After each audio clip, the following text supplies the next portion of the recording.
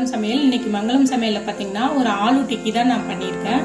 So இந்த ஆலு டிக்கி வந்து ரொம்ப நல்லா டேஸ்ட்டாக இருக்குது. இது எப்படி பண்ணுறது அப்படின்றது வாங்க வீடியோக்குள்ளே போய் பார்க்கலாம். இப்போது அதுக்கு தேவையான பொருட்கள் என்னென்னு பார்த்துக்கலாம். நான் பார்த்தீங்கன்னா ஒரு 2 ஸ்பூன் வந்து ரவை எடுத்து வச்சுருக்கேன்.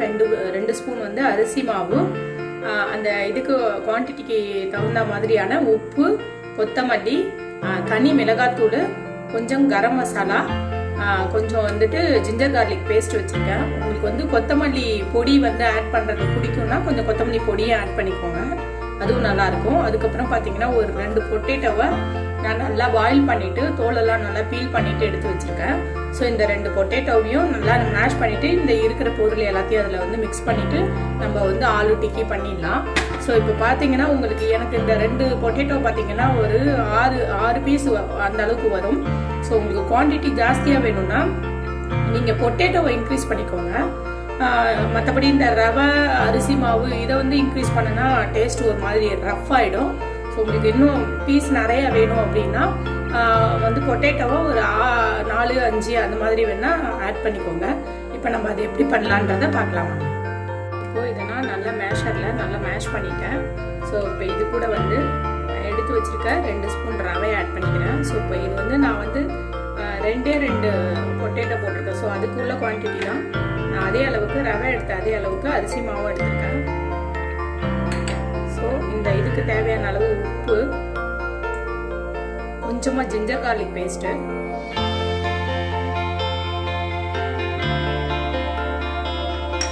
கொத்தமல்லி, கொஞ்சம் கருவேப்பிலையும் பிடிக்கும்னு சொன்னால் கருவேப்பிலையும் நல்லா சின்னதாக கட் பண்ணிவிட்டு கருவேப்பிலையும் ஆட் பண்ணிக்கோங்க. கொஞ்சமாக கரம் மசாலா, கொஞ்சம் தனி மிளகாய்த்தூள், கொஞ்சமாக கொத்தமல்லி பவுடரும் வந்து நான் கொஞ்சமாக ஆட் பண்ணுறேன். உங்களுக்கு அந்த ஸ்மெல் பிடிக்கும்னா போட்டுக்கோங்க, இல்லைனா இதை ஸ்கிப் பண்ணிக்கலாம். கொத்தமல்லி பவுடர் கொஞ்சம். ஸோ இப்போ இது எல்லாத்தையும் நம்ம வந்து ஒன்றா மிக்ஸ் பண்ணிவிட்டு வந்து அந்த பிசைஞ்சு வச்சது எல்லாத்தையும் பார்த்தீங்கன்னா நல்லா வந்து இது மாதிரி ரவுண்ட் ஷேப்பில் வந்து நான் உருண்டையாக பிடிச்சிட்டேன். எனக்கு வந்து ஒரு 10 பீஸ் கிடச்சிச்சு. அடுத்தது பார்த்தீங்கன்னா ஒரு கையில் கொஞ்சமாக எண்ணெயை தொட்டுக்கோங்க. எண்ணெயை தொட்டுட்டு இதை வந்து நம்ம இந்த கட்லெட்டுக்கு ப்ரெஸ் பண்ணோம் பார்த்தீங்கன்னா அது மாதிரி நல்லா ப்ரெஸ் பண்ணிக்கோங்க. இதில் பார்த்தீங்கன்னா உருளைக்கிழங்குல பார்த்தீங்கன்னா அந்த மாய்ச்சர்லாம் பார்த்தீங்கன்னா இதில் வந்து நம்ம அரிசி மாவும் ரவையும் போட்டிருக்கோம் இல்லையா. ஸோ அது ரெண்டும் வந்து அந்த தண்ணி எல்லாத்தையும் நல்லா இழுத்துரும். இது வந்து நம்ம டீப் ஃப்ரை பண்ணால் கூட வந்து உங்களுக்கு வந்து பிரிஞ்சு வராது. அந்த ரெண்டும் ஆட் பண்ணுறதுனால அது வந்து நமக்கு ஒரு நல்ல பைண்டிங்காக இருக்கும்.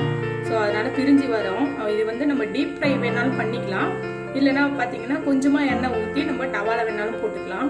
ஸோ இது மாதிரி பண்ணிவிட்டு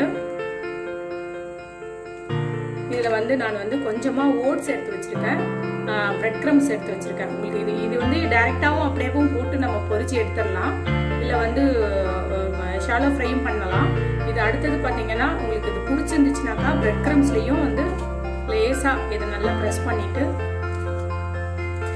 பண்ணிங்கன்னா நல்லா கோட் ஆகிடும். அப்படி உங்களுக்கு இல்லை கோட் ஆகலை அப்படின்னா லேஸாக வேணால் வந்து தண்ணியோ இல்லை எண்ணெயோ இதில் லேஸாக அப்ளை பண்ணிவிட்டு இது நல்லா ப்ரெஸ் பண்ணிங்கன்னா நமக்கு அழகாக கோட் ஆகிடும்.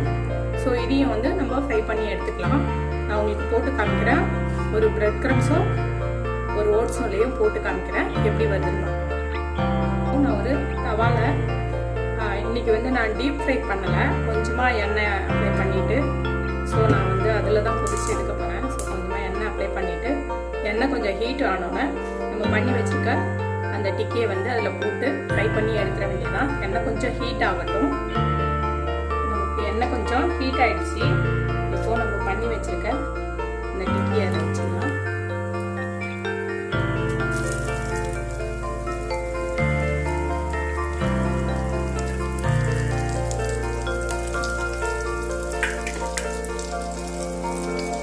கொஞ்சம் உடனே பரட்டாதீங்க. கொஞ்சம் அந்த சைடு பார்த்தீங்கன்னா கொஞ்சம் டார்க் கலர் ஆனதுக்கப்புறம் அப்புறமா பார்த்தீங்கன்னா உடனே பரட்டினீங்கன்னா கொஞ்சம் உடஞ்சிரும். கொஞ்சம் கலர் சேஞ்ச் ஆகட்டும். இப்போ நமக்கு ஒரு சைடு நல்லா வெந்துருச்சு. ஸோ அடுத்த சைடு பரட்டிக்கலாம். இது வந்து நம்ம பொட்டேட்டோ மட்டும் வேக வச்சுட்டோம்னா நமக்கு ஈவினிங்க்கு வந்து பார்த்தீங்கன்னா நம்ம வீட்டில் இருக்கிற பொருளை வச்சு ரொம்ப குயிக்காக செஞ்சிடலாம். டேஸ்ட்டும் பார்த்தீங்கன்னா ரொம்ப நல்லா இருக்குது.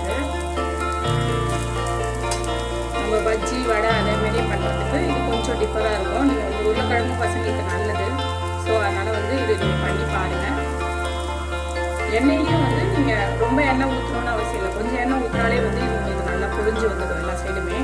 ஸோ வந்து நம்ம எண்ணெயில் போட்டு பொரிச்சு தான் எடுக்கணும்னு அவசியம் இல்லை. இது மாதிரியும் நம்ம பண்ணிக்கலாம். எண்ணெய் கம்மியாக ஊற்றிட்டு இது மாதிரி பண்ணிக்கலாம். இப்போது நமக்கு ஆலு டிக்கி நமக்கு சாப்பிட்றதுக்கு ரெடியாக இருக்குது. இந்த வீடியோ உங்களுக்கு பிடிச்சிருக்கும்னு நினைக்கிறேன். பிடிச்சிருந்ததுன்னா லைக் பண்ணுங்கள், ஷேர் பண்ணுங்கள். அடுத்த நான் என்ன வீடியோ அப்லோட் பண்ணணுன்றதை வந்து கமெண்ட் பாக்ஸில் வந்து கமெண்ட் பண்ணுங்கள். என் சேனலை வந்து இது வரைக்கும் நீங்கள் சப்ஸ்கிரைப் பண்ணாமல் இருந்திருந்தீங்கன்னா சப்ஸ்கிரைப் பண்ணிக்கோங்க. Thank you so much.